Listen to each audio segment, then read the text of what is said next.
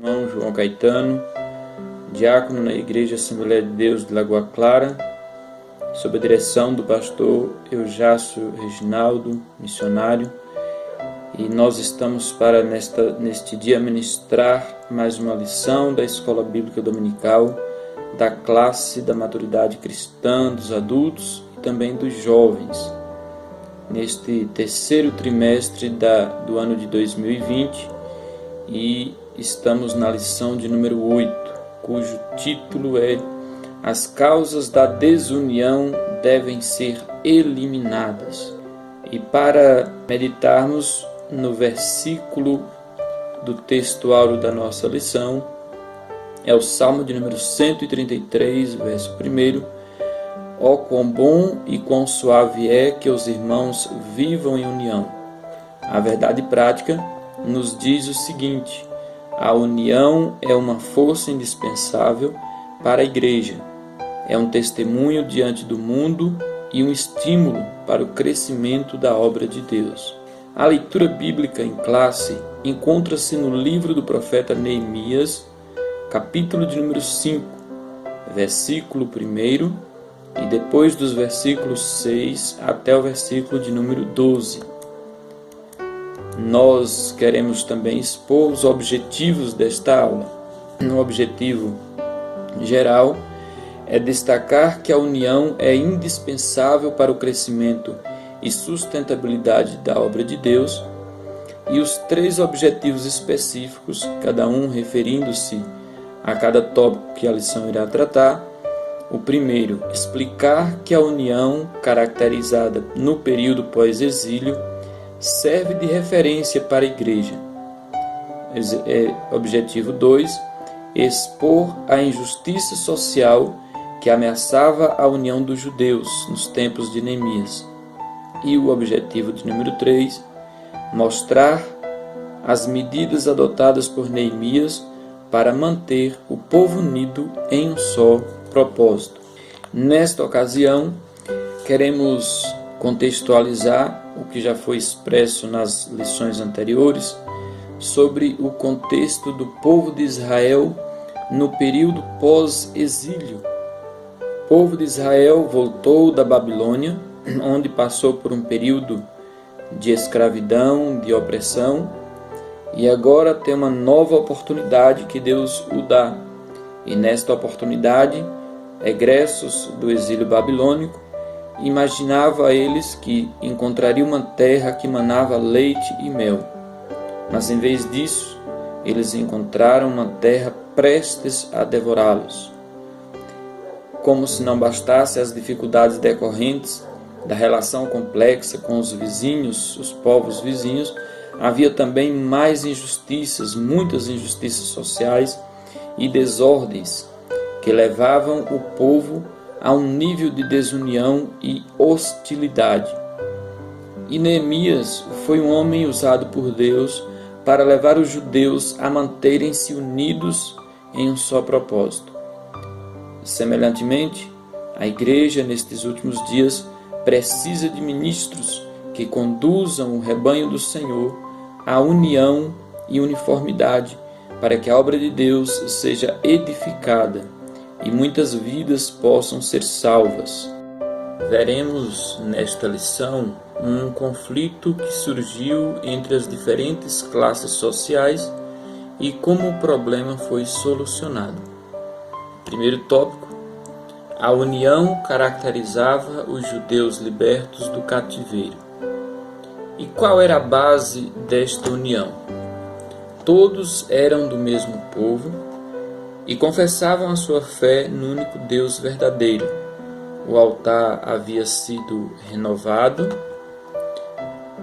o templo levantado e o culto a Deus é restaurado, conforme os ritos da lei. Então, uma das bases era esta. E a outra, todos haviam experimentado o despertamento que se havia iniciado pelo rei Ciro. Todos haviam cooperado ativamente para a restauração da cidade de Jerusalém. Então, esse movimento de trabalho conjunto, esta alegria da libertação recebida, pelo povo de Israel lá no exílio da Babilônia, retornando então para Israel, gerou em si um grande avivamento, um grande renovo espiritual, e todos puderam participar com alegria na reconstrução do templo de Jerusalém, dos muros de Jerusalém na cidade. Então, aquilo trouxe um renovo, porque fora já desde então anunciado pelos profetas que o rei Ciro iria dar a liberdade para aquele povo. Esta união entre os judeus simboliza a união que deve haver entre a Igreja de Deus. Também na Igreja há muitas coisas que são unificantes. Todos experimentaram um novo nascimento. Aquele que aceita Jesus está experimentando um novo nascimento. Então a separação que porventura haveria, o distanciamento, a falta de amor, não é mais assunto recorrente para o crente. Todos que nasceram de novo amam aos que são nascidos por Ele, por Jesus, que é o novo nascimento que o homem experimenta, é o novo nascimento em Cristo Jesus. Todos na igreja são aproximados uns dos outros, porque Cristo derrubou o muro de separação que havia entre os judeus e gentios, tornando-os uma verdadeira igreja. Esta união, ela não se baseia em nacionalidade, nível social ou cultural, mas todos são um em Cristo. Não importa a cor, a raça, não importa a condição social, importa que todos são filhos do mesmo Pai, nascidos do mesmo Espírito e tendo a graça de Jesus na sua vida. E no meio da igreja opera o Espírito Santo de Deus, que faz com que a todos se tornem um coração e uma só alma. Quando a igreja vive cheia do Espírito Santo, a união funciona em sua plenitude. E então se torna uma antessala do céu, uma igreja unida, uma igreja que é dirigida pelo Espírito Santo de Deus. A comunhão com que os irmãos vivem trazem bênçãos. Consideremos algumas bênçãos decorrentes da união dos crentes. Primeiro, os crentes sentem apoio espiritual para a sua vida. Muitos crentes vivem cercados de pessoas que são contrárias à sua fé e por isso são alvos de críticas e de isolamento, seja no trabalho, seja na escola, na família. Somos alvos. Que riqueza então é chegar na igreja e encontrar um ambiente familiar, fraternal e a união que predomina entre os irmãos. Certamente os irmãos percebem como é diferente está muitas vezes no ambiente onde há não crentes, com um ambiente onde só há pessoas que têm a mesma fé, a mesma unidade, a comunhão. Certamente é um movimento muito melhor, porque ali opera as maravilhas das bênçãos do Espírito Santo por conta da comunhão, da união que há entre os irmãos, entre a igreja. Ouçamos o que diz o salmista: quão bom e quão suave é que os irmãos vivem em união. B. Na igreja, levemos as cargas uns dos outros. É uma segunda bênção decorrente da união dos irmãos. Os irmãos, eles se ajudam mutuamente. É como se cada um tendo a sua carga, mas em algumas situações há situações que eu posso ajudar o meu irmão, há situações que meu irmão pode me ajudar, né? Tem cargas que somente eu posso carregar e tenho que carregar, é a minha cruz, mas existem cargas, existem fardos que também o meu irmão pode me ajudar e eu posso ajudar o meu irmão, e isso só é possível se houver amor e comunhão, união no meio dos irmãos. Que bênção na hora do aperto, né? Saber que a igreja pode estar ajudando em oração, em ajuda material, em ajuda espiritual. Que bom a gente saber que pode contar com o outro. É muito melhor do que ser apontado, é ser ajudado. Outra bênção decorrente é a união nos faz fortes. Uma ovelha sozinha é facilmente arrebatada, mas quando está com o rebanho, ela é protegida. Outra coisa, uma pedra sozinha pode ser levada ou jogada, porém quando estiver edificada dentro do muro, é mais difícil de ser tirada. Assim diz lá na primeira carta do apóstolo Pedro, no capítulo 2, versículo 4. Uma outra bênção, uma igreja que vive em união tem testemunho maravilhoso, né? Jesus disse que através dessa união o mundo conheceria que ele foi enviado por Deus. É diferente, por exemplo, porque pessoas nos veem como exemplos e percebem a união entre os crentes e demonstra ali, certamente percebem e dizem que ali Jesus verdadeiramente está operando. Ali vai um homem de Deus, ali vai uma mulher de Deus, ali vai um povo de Deus, um povo unido. Também o versículo 35 do capítulo 13 do Evangelho de João, está escrito: pela união o povo conhecerá também os verdadeiros discípulos. Então vejam que a palavra união representa muito no meio do povo cristão, do povo de Deus, da igreja do Senhor. É imprescindível a união no meio do povo de Deus. Subtópico 3. Esta união é uma verdadeira força. Foi por causa da união que os judeus, numericamente inferiores aos seus inimigos, conseguiram construir o templo e também os muros da cidade. Esta união é também um segredo da vitória da igreja. É a união que faz a igreja vencer. Até hoje, pode ser pequeno número de pessoas, mas Jesus Cristo está dentro dela.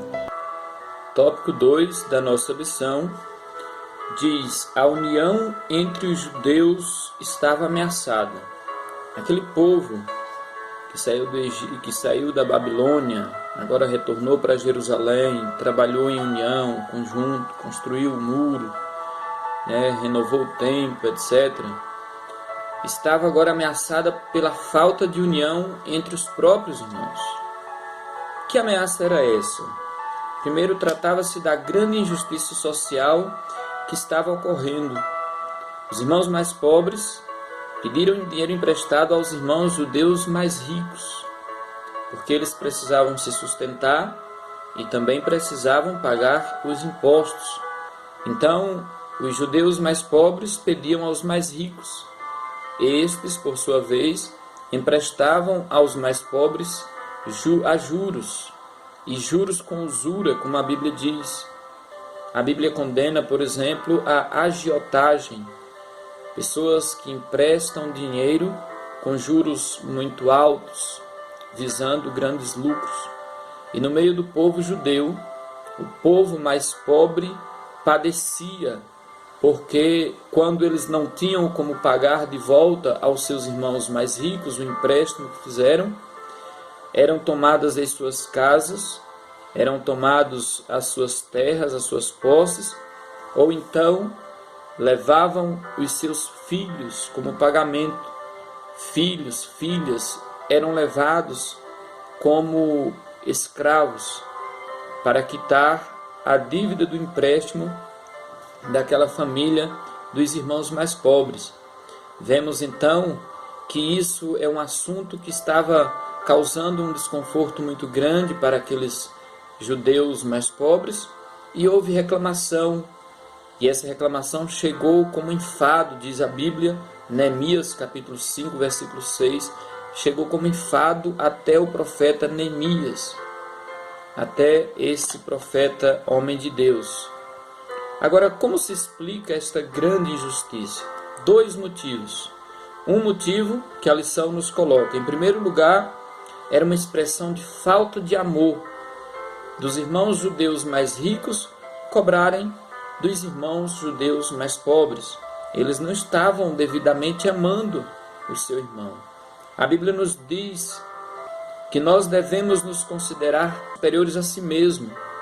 Carta aos Filipenses, no capítulo 2, versículo 3, e que nós também devemos suportar uns aos outros em amor. Efésios, capítulo 4, versículo 2. E o que estava havendo? Os ricos estavam cobrando abusivamente juros daqueles pobres que não tinham como se sustentar. Outra grande injustiça pode ser explicada pela atitude dos ricos, como sendo uma expressão de dureza de coração contra os seus irmãos. Os ricos, eles não tinham, eles queriam ficar mais ricos ainda às custas dos pobres. Olha que contraponto, né? A Bíblia nos diz que não lhes importava o choro dos seus irmãos. Se nós formos observar, irmãos, os mesmos judeus vieram de um cativeiro, sofreram na Babilônia. Agora eles recebem a libertação, voltam para suas terras e quando cá chegam, começa a exploração dos mais ricos em cima dos mais pobres. Deus deu a graça, Deus deu o conforto para aquele povo ser liberto. E agora eles começam entre si a se explorar. Jesus, ele vem, quebra essa barreira e mostra que nós, como igreja, como irmãos, devemos nos amar de um tal modo que nós temos que fazer uns para com os outros, né? Levar as cargas uns dos outros. Mas, infelizmente, o homem, se envaideceu. A Bíblia diz em Eclesiastes, capítulo 7, versículo 7, que a opressão faz endoidecer até o sábio. É preciso que nos importemos com o outro, com o nosso próximo, com o nosso irmão. Então Neemias, ele soluciona o problema. É no tópico 3 que nós vamos ver que diz que Neemias solucionou o problema. Neemias convocou um grande ajuntamento, reuniu o povo e lembrou a todos que os irmãos mais pobres estavam literalmente sendo escravizados. Aqui vale lembrar que não era, ou não seja, proibido empréstimo a juro, mas a Bíblia condena o juro com usura, só para refrisar como a lição coloca. Neemias, como líder, ele toma uma atitude. Ele diz: vender-se-iam a nós, ou seja, nós mesmos venderíamos os nossos irmãos? Será que não somos irmãos? Não diz, e aí a gente traz hoje para a igreja é uma união, é um corpo. A igreja são membros unidos por um só propósito. Assim também deve ser a igreja de Cristo. Nós, como igreja, os irmãos devem amar uns aos outros, entendendo que nós somos membros de um mesmo corpo, o corpo de Cristo, cuja cabeça é o próprio Cristo.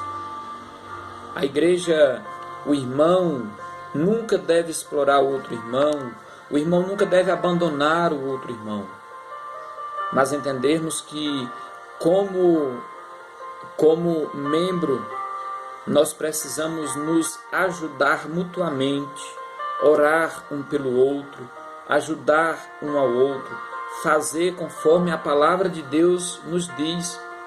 Esse é o princípio da palavra de Deus, é o amor, é a comunhão, é a união. Faz uma proposta conciliadora. Ele diz: deixemos este ganho. O profeta Neemias, ele era também um dos ricos que emprestava, mas ele não emprestava a juros abusivos, com usura. Vale lembrar. Então, e ele vai além, ele dá um grande exemplo de humildade, o profeta Neemias. Aquilo que ele havia emprestado, ele abandona de cobrar o juro como exemplo, propõe também aos demais hebreus ricos, os demais judeus ricos que também haviam emprestado, que abandonassem, que liberassem para os irmãos pobres os juros emprestados. Ou seja, é como se Neemias dissesse: irmãos, será que vocês não estão vendo que eles são pobres? Não tem como pagar? Onde é que se encontra o amor? Onde é que está a fé no nosso Deus? Como é que as outras pessoas poderão nos ver como uma nação unida, como nação humilde, que tem um Deus que providencia tudo? Onde está a confiança? Assim, irmãos, mais uma vez eu trago esse grande ensino da palavra de Deus para os nossos dias, para a vida da igreja. O líder da igreja, ele tem esse papel conciliador, ele faz esse papel de ensinar o amor para todos os membros. E a igreja como membro, cada membro, devemos aprender esse amor e vivê-lo, abandonar práticas que nos excluem de amar um ao outro. Então, Neemias fez com que o povo jurasse diante dos sacerdotes que fariam o que estava sendo proposto.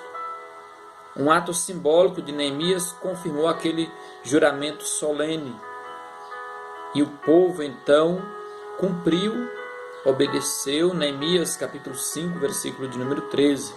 Na palavra do Senhor nos diz assim: também o meu regaço sacudi e disse: assim sacuda Deus a todo homem da sua casa e do seu trabalho que não cumprir esta palavra, e assim seja sacudido e vazio.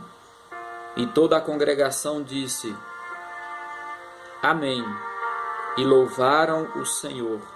E o povo fez conforme esta palavra.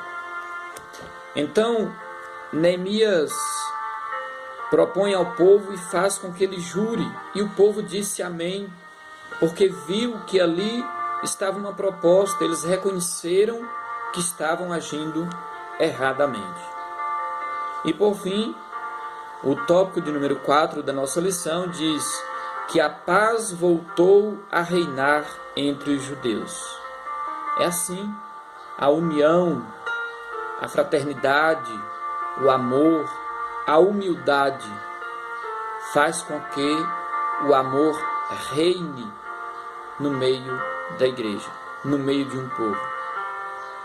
Então, surgindo um problema entre os irmãos, deve ser logo tratado com muita diligência. E aí onde entra a figura do líder da igreja. Neemias não foi desinteressado quanto ao problema. Neemias não foi negligente. Ele agiu, ele tomou uma atitude. Ele próprio deu exemplo de não explorar. Ele deu um exemplo, isso é sinal de humildade. Então, percebemos que o resultado, ele vem, assim como veio para o povo de Israel, sem uma contaminação grave. Faz parte das atribuições do ministro manter a boa ordem da igreja. Ele deve enfrentar os problemas com humildade, imparcialidade e com sabedoria de Deus.